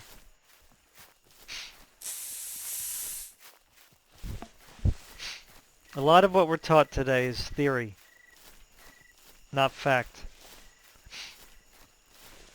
And they bring up that same old argument. Well, the argument today is, well, theory, if it's a theory that can be tested and it works in a model, then that could be taught as fact. I disagree with that. I think that if a theory can't be physically proven, then you cannot teach it as fact. Like evolution is a theory, and it is not fact because you can't witness it, you never seen it, there's no intermediates. Now I'm talking about biology. It doesn't matter if one creature has a bone that another creature has. That doesn't mean that they're related. You know, I always think that argument's such nonsense. And even if like only two animals had the same bones, that doesn't mean that they're related. You know, like the whole whale to land or land animal that goes to being an aquatic animal. Like really? I mean, that is just like so ridiculous. They have two totally different anatomical systems. And then you're talking about something that breathes air through its lungs and then going into the water. And then changing its whole shape, its whole reproductive system. The way the lungs work, the fact that they can hold their breath for extremely long amounts of time, the fact that they can go down thousands of feet without getting crushed. I mean, the list goes, there's more than that. That's just a few of the things, you know, that you have to change. You know? So it just amazes me how people just accept it. Because the scientists are the experts, you know? But if you just stop and think, that's all you got to do, just stop, think, look at something and say, I hear what they're saying, but does that really make sense? Do I really witness that? You know? Can I really buy into that? Does it make sense? Does it fit with the way physics actually work and the way the body actually works? You know? And so forth and so on.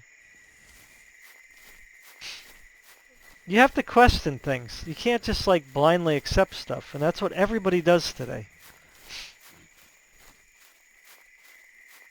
And this is why we have a COVID-19 app on our phone. And no one is saying a thing.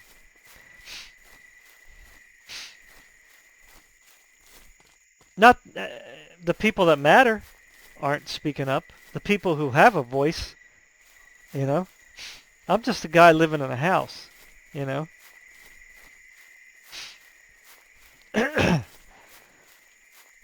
There's a lot of people out there that have more power than me, that have a greater voice than me, you know.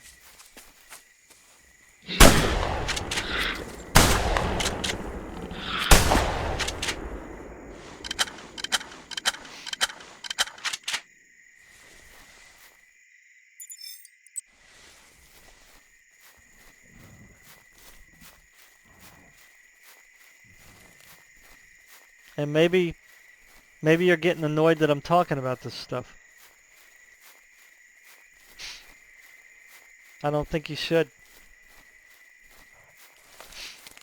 America gained its freedom because people stepped up and did something that was a benefit to everyone.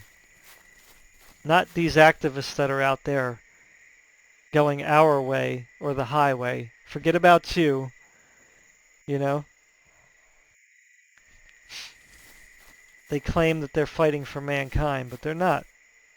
If anything takes away your freedom, it's not fighting for you. That's the bottom line. If anything takes away your individuality, then that's not good for you.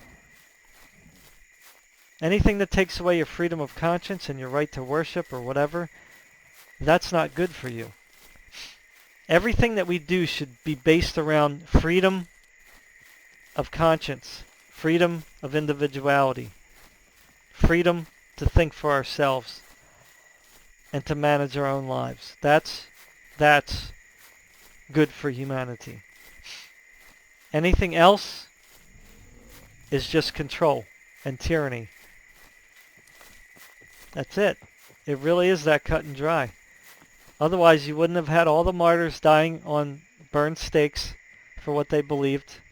You wouldn't have had all these wars for independence, not only in America, but in other countries who gained their independence and became a free country.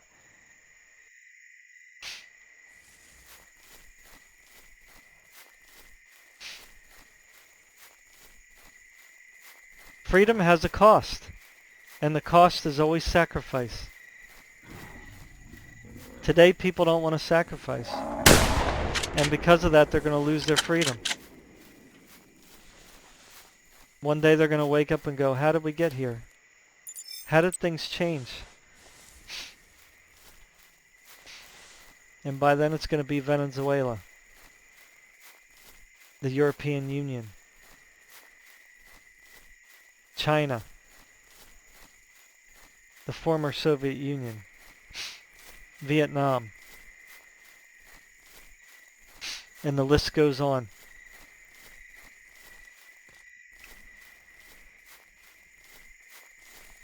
Pick your poison. We're going to end up like one of them, or at least very similar. Now, I know how the end is going to happen. If you want to know how the end's going to happen in the world, it's not going to keep going on for millions of years. It's not going to keep going on forever and ever. Read The Great Controversy. Just type in The Great Controversy. Don't worry about what's said about the book, what people's opinions are. You read it for yourself, and you determine what you think of that. If you want to know how the end of the world is going to happen, read The Great Controversy. It may go against everything that you've believed, everything that you feel right now, everything that you cherish. But you have to decide on whether your life is important.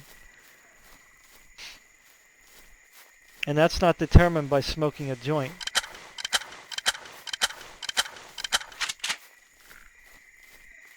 You know, it's determined about where you want your future to go.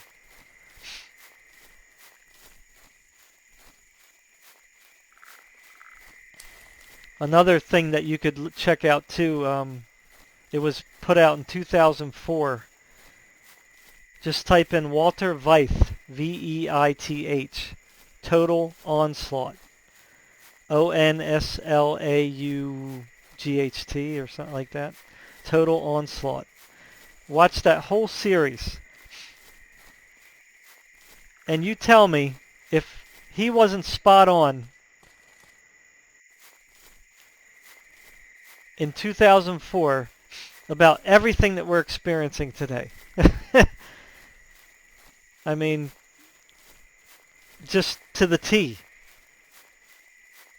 He was talking about corporations. He was talking about the direction the governments were going, the secret societies that, you know, work behind the scenes to control things in politics and so forth, and religion too. They control religion. All that information is important for you because you're being affected by it today. So check out The Great Controversy and then check out Total Onslaught by Walter Veith. Very good guy. He's very smart. And he doesn't just sit there and lecture and give like a couple little, you know, talking points. His lectures they're lengthy, but that's because they need to be. And he presents a lot of information, you know, as much information as he can pack in. And just watch all the episodes. I think there's 36, you know, just watch one a day or one a week or whatever. One every couple days. You know, it may start off a little slow, but everything kind of ties into everything ties together. If you watch it from episode 1, which you might think is insignificant and maybe you won't be interested in it, but just watch it anyway. Watch them all. And then get all the way to the end, and then you're going to see the gigantic picture of the history of the world and why things are the way they are today and where things are going. You know, you have to see the whole picture.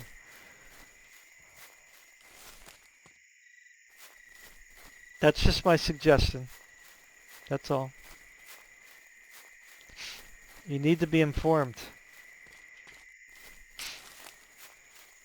I would say it's your duty to inform yourself.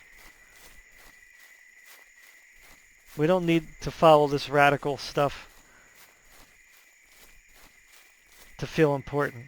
We don't need to be activists to feel important. You know, we can certainly speak up when we see injustices and when we see things going wrong in the government. But there's a bigger picture at hand. We're only looking at just a small section, you know, in the telescope, in the microscope, you know.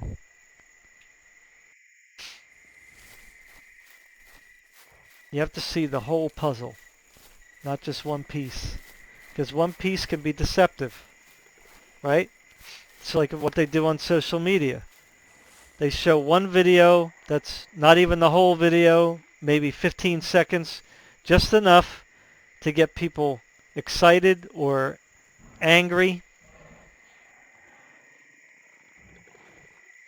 But if they showed the whole video, the whole thing, then people would say, oh, okay, so that's not what really happened.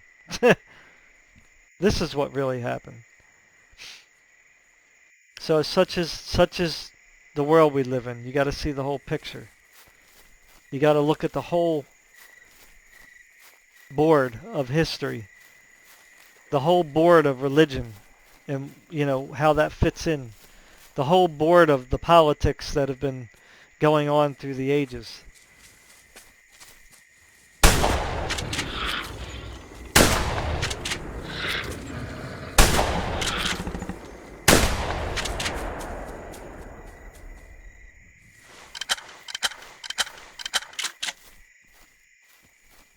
Don't cheat yourself.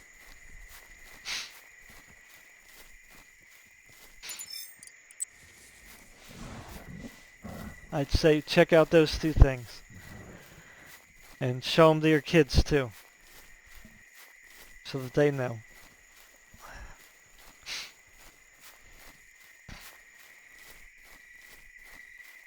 You got to hear both sides of the story.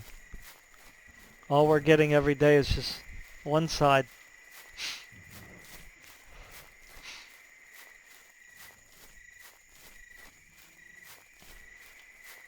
And it's not even about Republican or Democrat. It's much deeper than that. It's much more profound than that.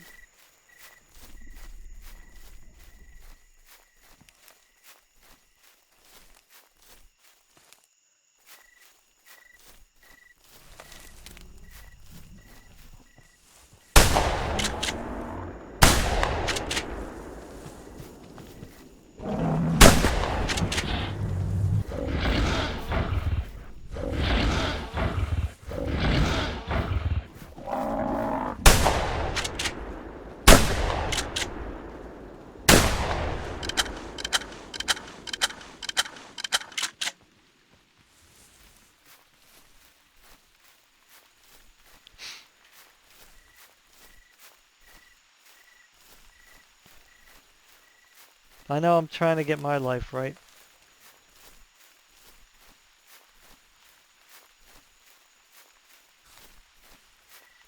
It takes work, it takes focus, it takes a lot of effort. It takes giving up things that you might have, you know, cherished.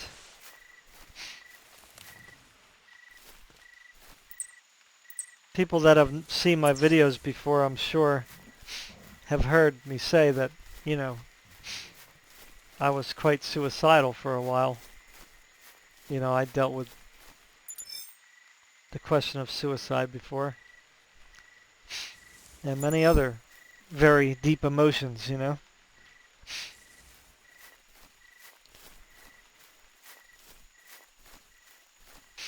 And if I wasn't well informed, if I thought that all there was what we see every day and what we hear every day, I probably would have taken my life.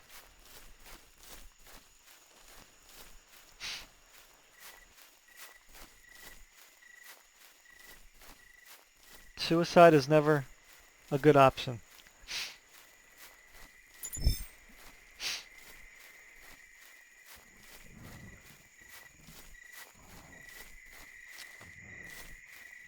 If there's a checkbox next to suicide on your list of options on how to deal with your life or situations in your life, just get an eraser and just erase it out. It's never an option.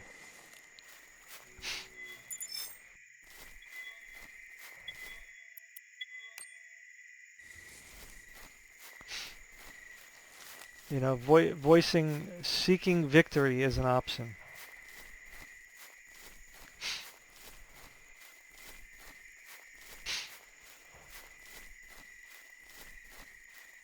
Suicide just cheats you out of the life that you need to live. Sometimes pain, whether welcomed or not, teaches us lots of things. And that's what we have to be willing to understand. Just like freedom takes sacrifice, sometimes growing up, maturing, involves going through some pain. And it doesn't matter whether we deserve the pain or not. People always told me that you can learn anything in any situation. And don't be cynical and say, well, yeah, learn to kill my enemies or whatever. No. It's not what I'm talking about. That's not a good reaction. That's not learning. That's taking a cop out.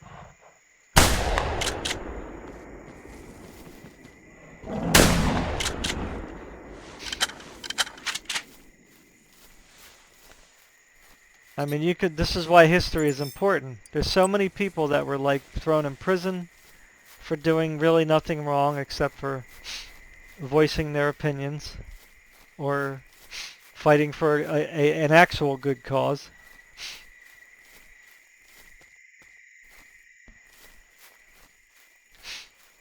And they came out a better person than they went in a lot of cases. And this is what history will tell you. Now, obviously, everyone doesn't come out of those situations better than before. Some people hold on to bitterness and anger. But I would say the majority of people do not. The majority of people come out of a situation like that and they learn, they understand how precious freedom is. How precious it is to eat that filet mignon on that plate. You know? Or be able to just get out in nature and say, wow, you know, what a beautiful planet we have.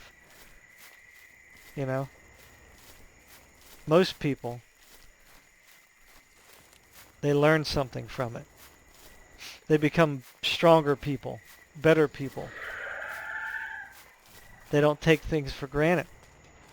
And when you commit suicide, what you're doing is actually taking your own life for granted. You're the one who's determining that your life is not worth anything. Not everyone else. Not your situation. A situation can't think. A situation can't talk.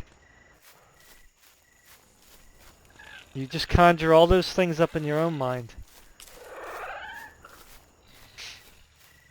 Like sometimes my wife will just kind of like say something to me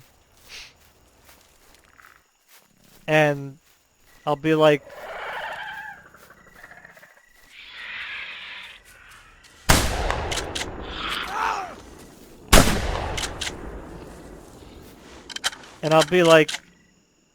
honey, why did you just like say that to me? You know, it's like, I wasn't even thinking that at all in my mind, dear. You know, like she'll like kind of just assume that I was like, had this motive or that I was going to do something in reaction to something that she did or that happened. And I'm like going, that wasn't the last thing on my mind. That was not even on my mind.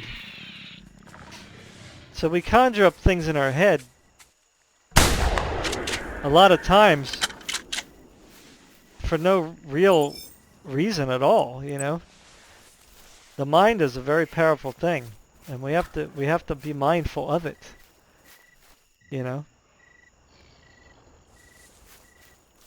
Trust me, I've been through a lot of like just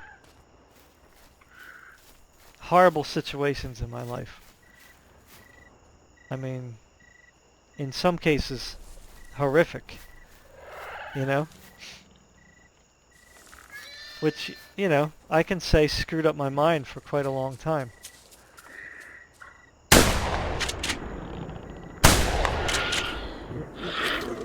Really?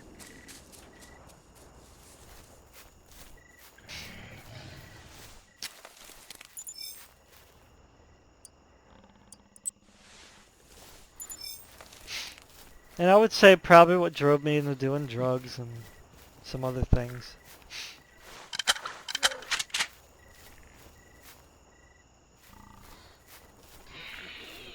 But I had to come to a point where I had to make a choice. Was I going to let that destroy my life and possibly others around me? Or was I going to put an end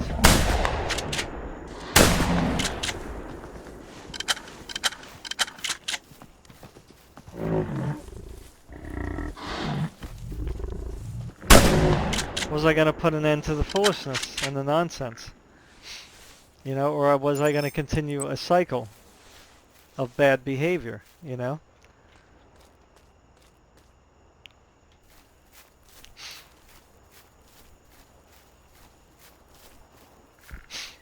And with the suicide stuff, even after that, I still struggle with suicide.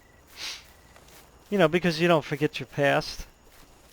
You don't forget things that happened to you, you know?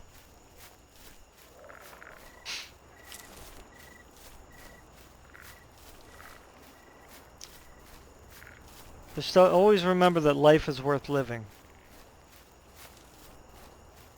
Sometimes we can be thrown in some pretty horrible and terrible situations.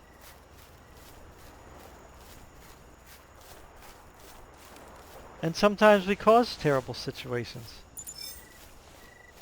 And we have regret. But you can't turn back clock. You can't turn back the clock. You can't go back in a time machine. You cannot change it. The only thing that you can do is get up, move forward, and make the future better than the past.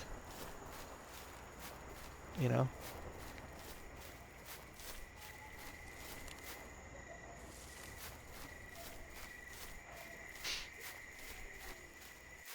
And suicide is not one of those things that make the future better. And it doesn't fix the past.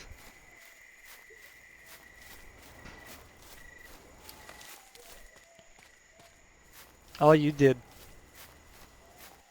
when you commit suicide is do what the enemy wants you to do. So don't give in to the enemy.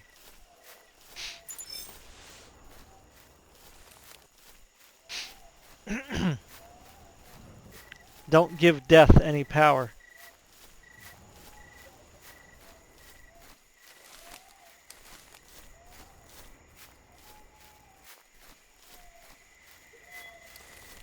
Let nature decide.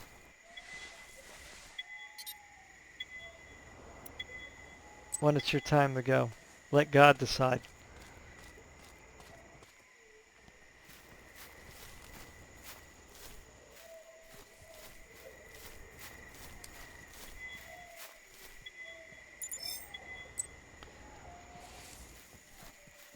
So I just want to thank you for listening to my philosophical lectures. I don't know. It's just, I don't know. I think my emotions are just really high now because of everything that's going on in the world. And I just feel compelled to share what's on my mind, what I know to be true, and my own experiences as far as I can share them. You know, I can't go into detail about everything, but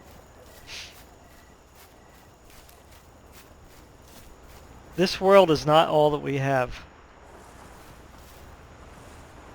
If you take away anything today, take away that.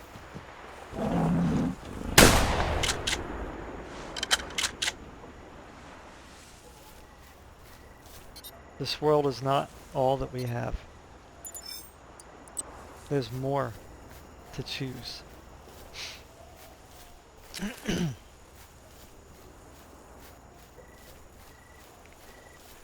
Alright, so it's 12:18. Wow, it's late. How long I've been on? Almost 2 hours? 2 hours, 12 minutes. Well, I'm over here in Site C, so I think this might be a good place to say au revoir. I thank you very much for watching, especially if you stuck by me the whole video.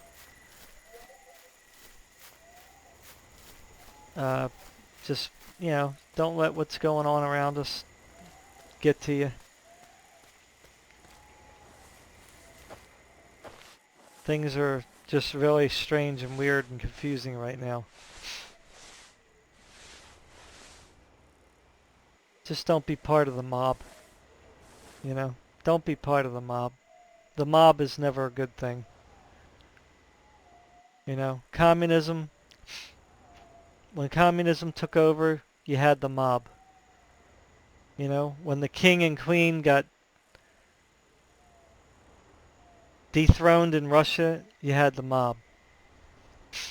You know, the mob was there, the mob was in China, North Korea, you know. This is just how it works. This is what you have to do. You have to anger a lot of people. You have to create situations that really don't exist. I'm not saying that bad things don't happen. But when you take a couple isolated situations and then blow it into some kind of like national or world problem, then that's a problem. You know? Open your eyes. You know, see what's actually happening. And I will leave you with this. Doesn't matter whether you're on the left or the right. Both sides have an agenda. But right now I have to vote my conscience, you know, and lean towards at least what little freedom that we have left, you know.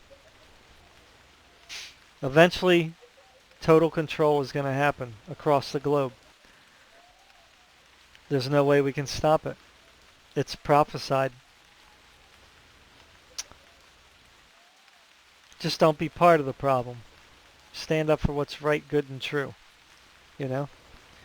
Alright, everybody. Take care. Be safe. Peace.